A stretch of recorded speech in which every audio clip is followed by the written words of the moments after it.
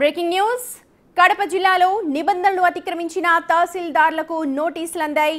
Assigned భూముల free hold విషయంలో నిబంధనలు అతిక్రమించిన మొత్తం 13 మంది తహసీల్దార్లకు కలెక్టర్ శ్రీధర్ షోకాజ్ నోటీసులు జారీ చేశారు. అవకతవకలు చోటు చేసుకున్నాయనే ఆరోపణలతో నోటీసులు జారీ చేశారు.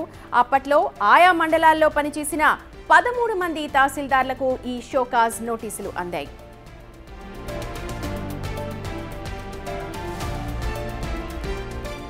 ఇక 13 మంది చేసిన ఊర్లను ఒకసారి చూద్దాం. మైదుకూరు, పోరుమామిళ్ళ, బద్వేల్, వియన్పల్లె, లింగాల, సింహాద్రిపురం, జమ్మలమడుగు, పెండ్లిమర్రి, బ్రహ్మంగారి మఠం, కమలాపురం, కాశీనాయన, వేముల, వల్లూరు మండల తహసీల్దార్లకు ఈ షోకాజ్ నోటీసులు అందాయి. వీటిలో మైదుకూరు, లింగాల, బ్రహ్మంగారి మఠం, జమ్మలమడుగు మండలాల్లో భారీగా అవకతవకలు జరిగినట్లుగా గుర్తించారు.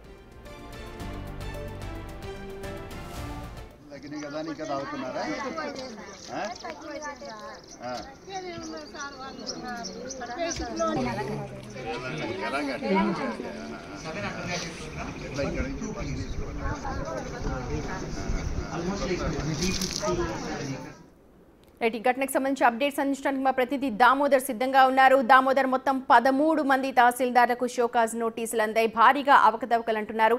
ఎంత మేర అవకతవకలు జరిగాయి? పూర్తి వివరాలు చెప్పండి. సుమతి, కడప జిల్లాలోనే బద్వేలు, జమ్మలమడుగు, మైదుకూరు రెవెన్యూ డివిజన్ కు సంబంధించి పెద్ద ఎత్తున భారీ ఎత్తున భూముల ఫ్రీ హోల్డ్లతో పాటు మ్యూటేషన్ లో అవకతవకలు జరిగాయని జిల్లా కలెక్టర్ చెరుకూరు శ్రీధర్ నిర్ధారించారు. దీంతో ఆయన 13 మండలాలకు సంబంధించిన తహసీల్దార్లకు షోకాజ్ నోటీసులు జారీ చేశాడు. మొత్తం మీద సుమారు 3,000కు పైగా ఎకరాల భూములకు సంబంధించి ఫ్రీ హోల్డ్ చేయడమే కాకుండా ఏదైతే మ్యూటేషన్ కూడా చేసినట్లు తెలుస్తోంది.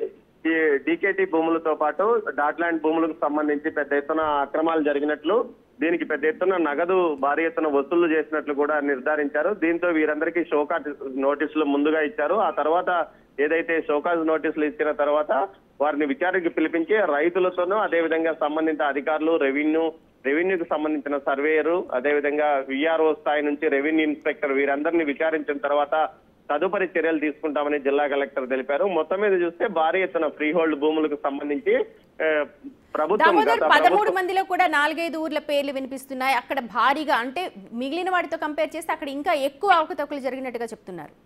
గత ప్రభుత్వంలో ఏదైతే ఎన్నికలకు ఒక 6 నెలల ముందు ప్రభుత్వం భూములను ఫ్రీ హోల్డ్ చేసింది.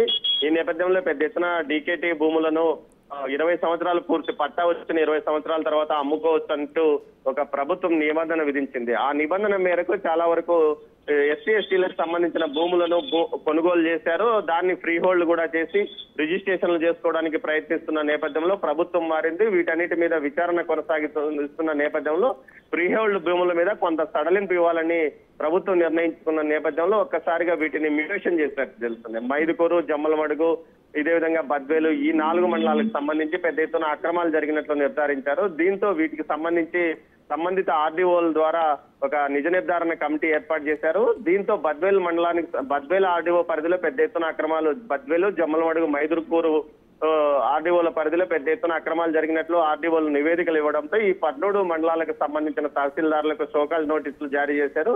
క్షేత్రస్థాయిలో అసలు ఎక్కడ ఎంత అవకతవకలు జరిగాయి, ఫ్రీ హోల్డ్ ఎంత చేశారు, మ్యూటేషన్ ఎంత చేశారు, వీటి వివరాలతో మొత్తం తమ దగ్గరికి రావాలంటూ కూడా షోకాజ్ నోటీసులు జారీ చేశారు. Sumathi, right Damodar, thank you so much. Assign భూముల వ్యవహారంలో మొత్తం 13 జిల్లాల తహసీల్దార్లకు నోటీసులు అందాయి. మొత్తం 13 జిల్లాల తహసీల్దార్లకు కూడా ఈ నోటీసులు అందాయి. వారందరినీ కూడా విచారణకి పిలిచి విచారణ చేపట్టనున్నారు.